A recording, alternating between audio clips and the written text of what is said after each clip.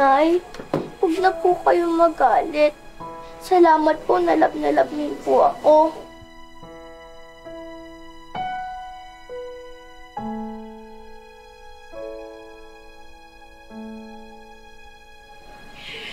Nainitan ako. Sige na, ikaw na lang maglagay ng leg brace mo. Kaya mo na yan.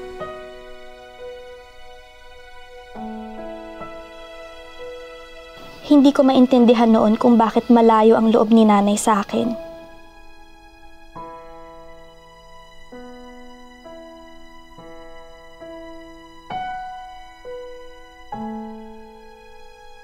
Hindi ko alam na sobrang bigat na pala ang hirap na dinadala niya. Marami pala siyang tinatago sa akin.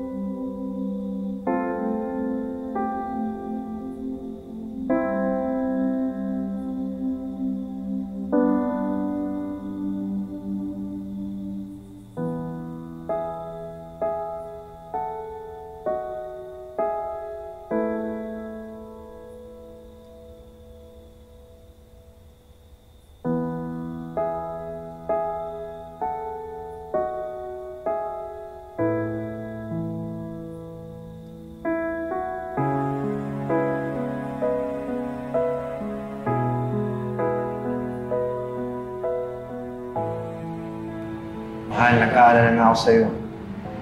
Simula na pinanak mo si Ponggay, naging ganyan ka na. Anak na tayo. May anak ka na.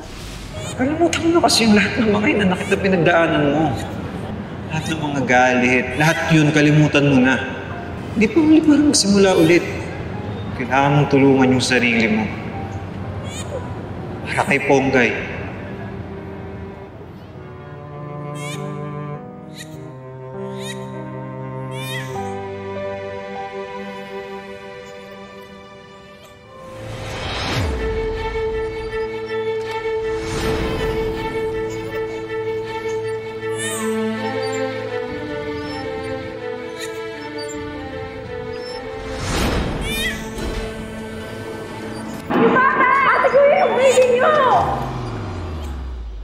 Ponggay!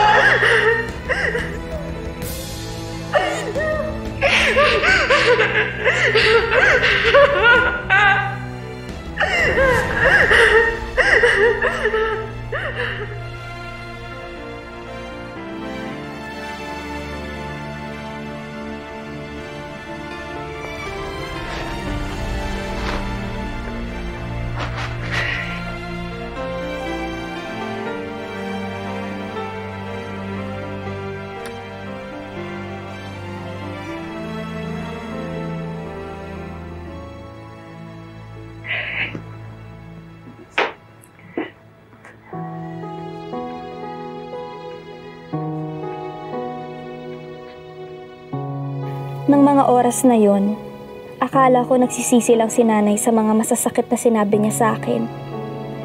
Yun pala, pinapatay na siya ng konsensya niya dahil siya pala ang dahilan kung bakit ako napilay.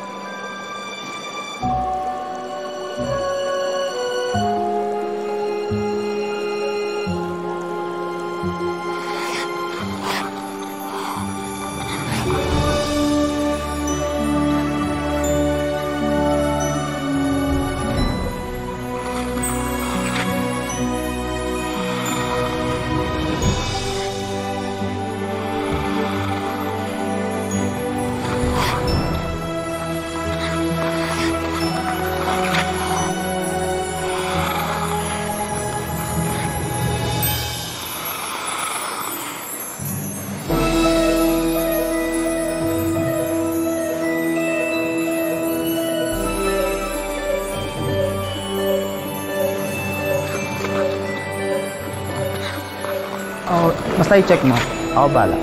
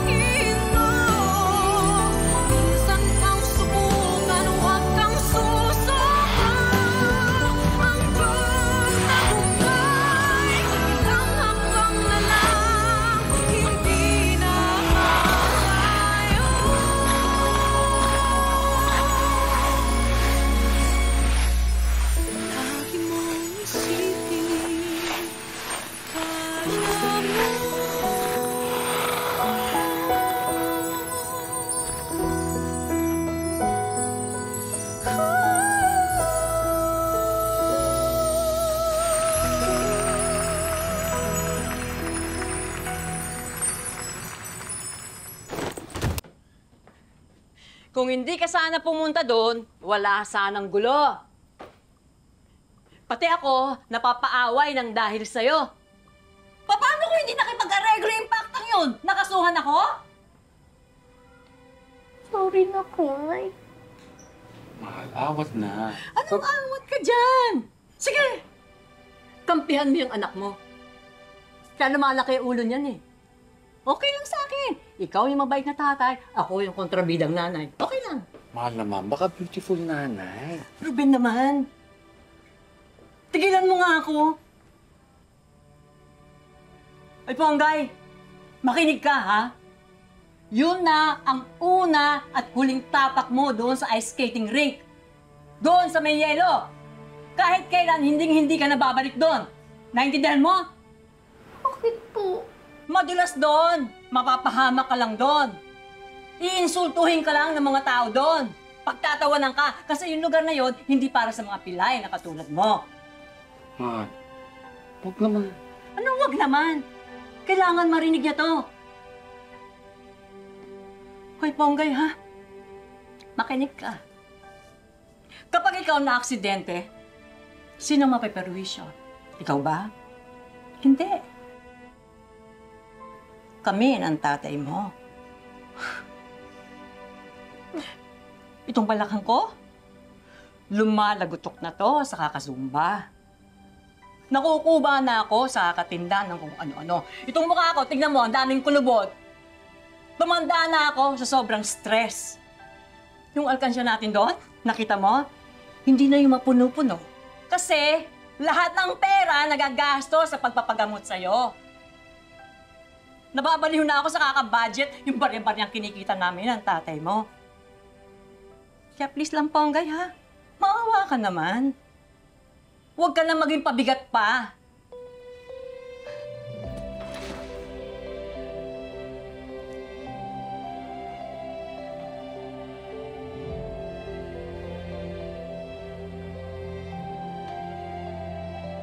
huwag naman ganun.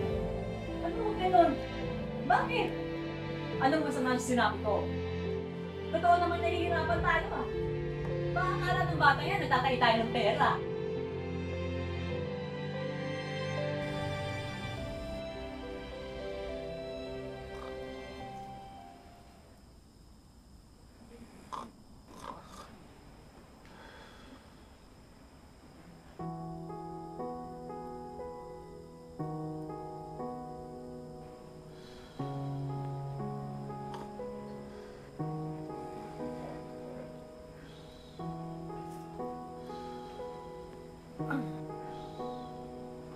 Lahat ng pera nagagasto sa pagpapagamot sa'yo. Maawa ka naman. Huwag ka na maging pabigat pa.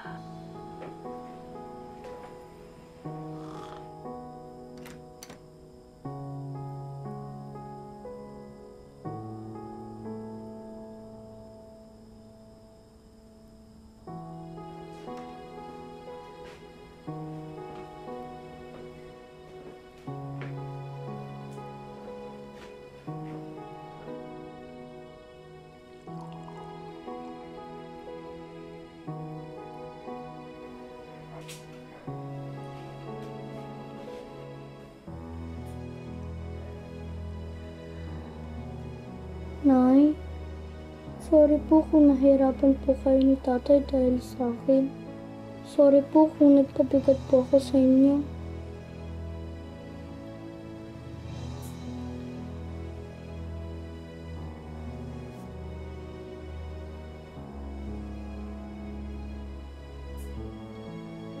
Sige lang.